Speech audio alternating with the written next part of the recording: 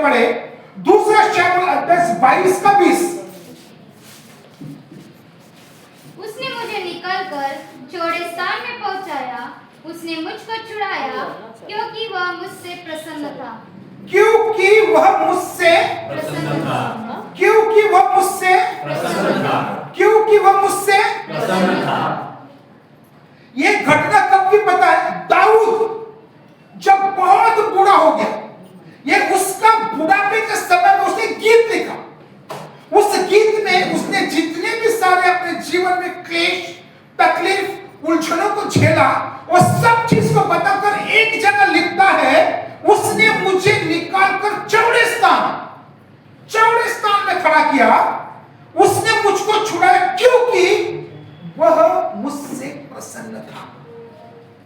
प्रभु केवल और केवल उन्हीं लोगों में जीवन में काम करता है जिनसे प्रभु प्रसन्न है। अगर हमारे जीवन में कोई काम नहीं हो रहा, हम लगातार प्रार्थना में, हम लगातार उपवास कर रहे हैं, लगातार हम परमेश्वर के सामने आ रहे हैं, फिर भी कोई छुटकारा नहीं है, मैं आपको बोल लूं कहीं ना कहीं तो उसका प्रसन्नता हमारे ऊपर नहीं है। प्रभु का जब प्रसन्नता हमारे ऊपर आती है तो छुटकारे में लेके आती है। इसलिए दाऊद क्या कहता है कि उसने मुझे लंबे चौड़े स्थानों पे खड़ा किया, उसने लोगों के हाथों से जो दुश्मन थे, शाऊल और भी जितने अम्मोनी लोग, जितने फलिस्ती लोग थे, सबसे मुझे बचाया, क्योंकि वह मुझसे प्रसन्न था। ये जो दाऊद जब अपना जीवन काल शुरू किया, जब इस पर एक भविष्यवाणी हुई कि ये मेरा मन का सलीका है, ये शमूएल जाके उसको अभिषेक कर, उसके 7 भाइयों को दिखाया, बोलते नहीं ये 7 भाई को मैंने नहीं चुना है। उसका बड़ा भाई तो बहुत हैंडसम था, लंबे चौड़े बाल थे, दिखने में काया अच्छी थी। प्रभु बोलता है ये मेरे लिए नहीं है सूटेबल। तो पहला बेटा, दूसरा बेटा, तीसरा, चौथा, पांचवा, छठा, 7 बेटे हो गए। तब शमूएल कहता है यिशै को, तेरे कोई और भी पुत्र है क्या? बोलते मेरा एक और बेटा है, वो चरवाहा है, मेरा छोटा बेटा है, छोटा बड़ा है, छोटा और चरवाहा है, वो तो उसको बुला। जब वो आया तो प्रभु बात कर रहा है शमूएल से, ये मेरा मन का सलीका है, इसको अभिषेक कर। अरे तूने उसको ही क्यों चुना? और भी बड़े बड़े महान थे उसके 7 बेटे, इसको क्यों चुना? प्रभु कभी कभी ऐसे लोगों पर दृष्टि रखता है कि वो चाहता है कि भले दुनिया मुझे धोखा दे, ये मुझे धोखा नहीं देगा। जब इसका अभिषेक हुआ, प्रभु की आत्मा प्रबल रूप से इस पर काम करने लगी। प्रभु की आत्मा इसके ऊपर है, प्रभु ने इसको राज्याभिषेक किया, प्रभु ने इसको राजा करके घोषित किया। घोषित करने के बावजूद भी इसके लाइफ में अन्य प्रकार का अलग अलग क्षेत्रों में ये देखना बहुत सारी तकलीफ है। इसने पहली बार ये आके गद का गोलियत को मारने के बाद भी शाऊल ने देखा कि ये वीर है, तब शाऊल ने उसके ऊपर घृणा की, क्योंकि लोग बोल रहे हैं कि दाऊद शाऊल से भी सामर्थ्यशाली है। तो इसके अंदर एक कड़वापन आ गया। ये अच्छा काम करने के बाद भी दाऊद शाऊल उसको मारने के पीछे है, जहां जा रहा है शाऊल उसको मारने को देख रहा है। अरे क्यों ऐसा? जब प्रभु ने उसको बुलाया है तो शाऊल क्यों मार रहा है? और स्थिति इतनी गंभीर स्थिति क्यों है दाऊद की लाइफ में? दाऊद डरकर जंगल में चला गया। अरे तू तो मेरे को पुकारा, तू तो मेरे को राजा बनाया, मेरे को जंगल में क्यों रखा है प्रभु? कभी नहीं पूछा उसने प्रभु से, कभी प्रभु से नहीं पूछा। फिर प्रभु को बोलता, प्रभु तेरे आशीष मुझ पर से ना हटे। वो जंगल में जा रहा है, वो गुफाओं में रह रहा है, डर के ठोकरे खा रहा है। शाऊल की बेटी से शादी होने के बावजूद भी, मिकाएल से शादी होने के बाद भी ये जंगल में। एक दिन वो उसकी बेटी के साथ घर में था, खबर मिल गया कि दाऊद को आज मारेगा शाऊल। तो उसकी बेटी ने बोला, दाऊद तू उठ और भाग यहां से। वो भागा, उधर खुदा उसको बचाया। जिधर शाऊल उसको मारने को जा रहा है, उधर प्रभु उसको बचा रहा है। अरे बचा रहे सही, ठीक है। प्रभु जब तूने मेरे को बुलाया, मैं लाइफ में प्रॉब्लम क्यों है उसने कभी नहीं पूछा प्रभु से। उसका बेटा अबशालोम बाप को मारने के लिए उसके पीछे पड़ा, तो अभी चुप है। एक समय ऐसा आया कि जब इसको मारने के लिए शाऊल ढूंढ रहा है,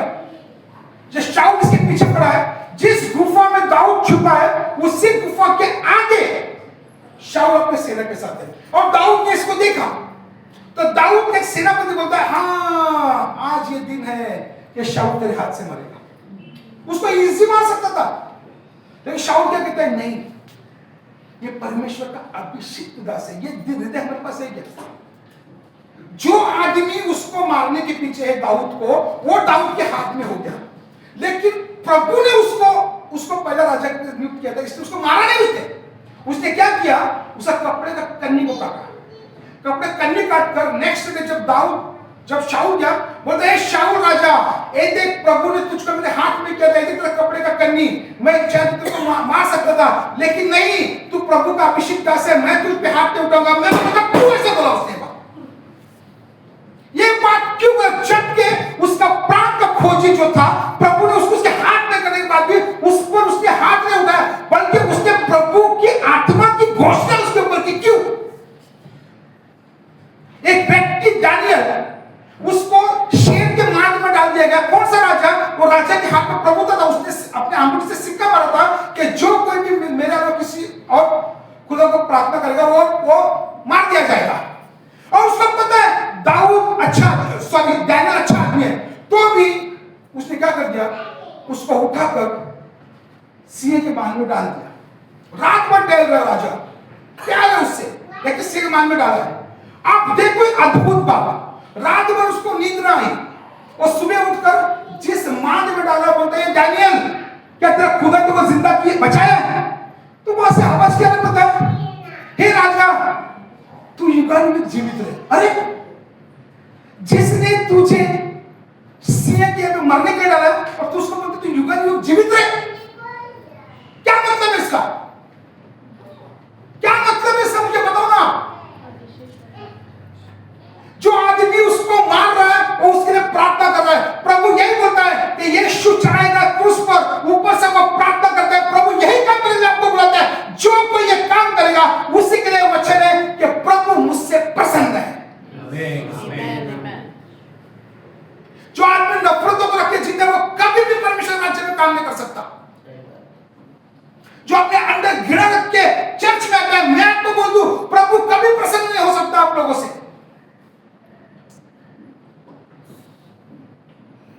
एक आदमी कहता है कि युगानुयुग जीवित रहे। अरे हमारी लाइफ में छुटकारा क्यों नहीं, मैं बताता हूं, क्या रीजन को बताना चाहता हूं। मैं आज उपस्थित में क्या रीजन को बताना चाहता हूं। एक व्यक्ति को प्रभु ने अपना दास को भेजकर कहता है, उसको बोल तू मरेगा आज। वो बोलता है हिचकिया, तू आज मरेगा, तू आज कब मरेगा, जो करना आज कर। एशिया बोलकर अपने आंगन से बाहर नहीं गया, वो प्रभु से प्रार्थना किया। वो प्रभु से प्रार्थना करते हैं, प्रभु मैं तेरे सन्मुख में एक धर्मी बन के जी रहा है, तो मेरे लिए मृत्यु क्यों? और प्रभु ने उसका मौत को ऑर्डर को कैंसिल कर दिया। क्यों? पता है, उसका जो प्रार्थना था, प्रार्थना में सच्चाई थी, उसके प्रार्थना में दर्द था, उसके प्रार्थना में गहराई थी। तब जाके उस आदमी का ऑर्डर को किसने कैंसिल किया? प्रभु ने। जब ऑर्डर प्रभु ने दिया था, तो वो प्रभु जो हिचकिया था, वो क्या प्रभु आपका नहीं है? अगर आपके जीवन में काम नहीं हो रहा, तो क्या आप ईमानदार हैं प्रभु के लिए? क्या आपने प्रभु के राज्य में अपने जीवन को बोया है? क्या आपने समय को बोया है? क्या आपने प्रभु के लिए आपने कभी दान दशंश किया है? क्या प्रभु के लोगों के लिए आपने कभी प्रार्थना किया? क्या आपने अपने अंदर से अपने घृणा को निकाला है? क्या आपने अंदर से अपने नफरत को निकाला है? जो एक व्यक्ति आके बोलता तो आज मरेगा, उसने उस व्यक्ति को गालियां नहीं दी, वो जाकर प्रभु से मांग रहा, प्रभु एक सही है क्या, मुझे तो बचा। आज बहुतों के जीवन प्रॉब्लम पता क्यों है? एक सच्चा प्रार्थना नहीं है, सच्चा हृदय तोड़ना नहीं है। इसलिए प्रभु का वचन क्या बोलता है? सबसे पहले अपने हृदय का खतना कर, तब जाके मैं तेरा उद्धार करेगा। आज बहुत लोग का हृदय का खतना नहीं, शरीर का खतना तो हुआ है, पानी में डूबा, ऊपर आया, खतना हो गया। हृदय का खतने का क्या? इसके अंदर आज भी बुराई है, इसके अंदर आज भी नफरत है, इसके अंदर आज भी संसार है, व्यभिचार है, आज भी इसके अंदर ऐसी सारी बातें जो प्रभु नहीं भरता, ये लेकर कलीसिया में आते हैं। मैं आपको बोलना चाहता हूं, आप कितना भी आप जिंदगी में उपवास करो, कभी फल नहीं आएगा। सिर्फ प्रभु का वचन क्या बोलता है? तुम मुझ में और मैं तुम में बना रहूं, तब तुम बहुत सारे फलों को। आज वो हमारे अंदर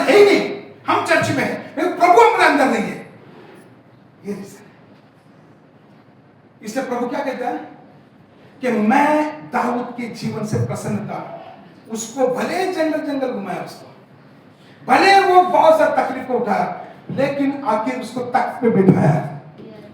वो उसका काम है, तो आपका काम नहीं। मेरा प्रॉब्लम था, मुझे कुछ जरूरत थी, तो बोला चुप, मैं कुछ कर रहा। जब दाऊद जंगल में था, सुनो कुछ बताना चाहते आपको। जब दाऊद जंगल में था, तब उसके भाई उसे मिलने के लिए आए। अरे मेरे भाई तो गुफा में रहते हैं। तब लगभग 400 लोग जो उस जगह में ठुकराए हुए लोग थे। ठुकराए मतलब ना उनका इज्जत है समाज में, ना उनका कोई रुतबा है, छोड़े हुए लोग। और दाऊद को ढूंढते ढूंढते ढूंढते ढूंढते जंगल में आए। अरे दाऊद तू इधर है, हम तेरे साथ रहेंगे। और जंगल में इसकी सेना बन गई, इसके साथ लोग बन गए। अभी ये जो लोग, जो ठुकराए हुए लोग थे, ये दाऊद का ताकत बन गए। जो ठुकराए हुए लोग थे, वो दाऊद के ताकत बन गए। जब दाऊद शाऊल मरने के बाद, तब दाऊद को वो सिंहासन मिला, ये जो ठुकराए हुए लोग थे ना, ये बड़े बड़े पोजीशन में आ गए।